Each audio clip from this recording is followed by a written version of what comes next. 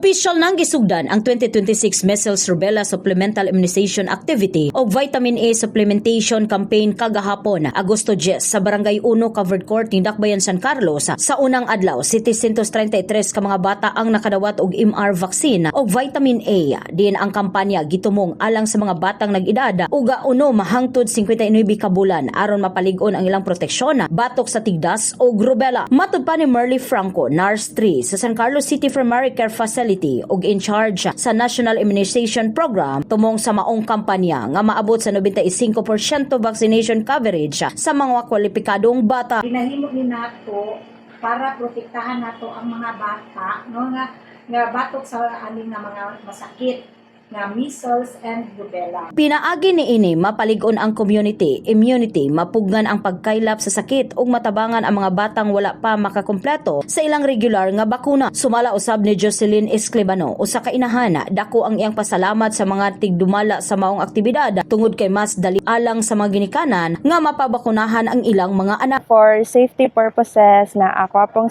nabalaan ako is ang tigdas is wala siya cure, so needed sa baby ang vaccine para healthy. Nag-awhag usab ang mga health workers sa mga ginikanan ug tig-atiman nga pabakunahan ang ilang mga anak hangtod Agosto 28, 2026. Magamit ang MR vaccine ug vitamin A sa primary care facility, barangay health station o designated barangay post, San Carlos City Hospital, Seaport, Bus Terminal ug Gaisano Mall. In the heart of changing lives, kini si Brigada Dixin Binihagan sa 89.3 Brigada News FM San Carlos, The Musica News Authority.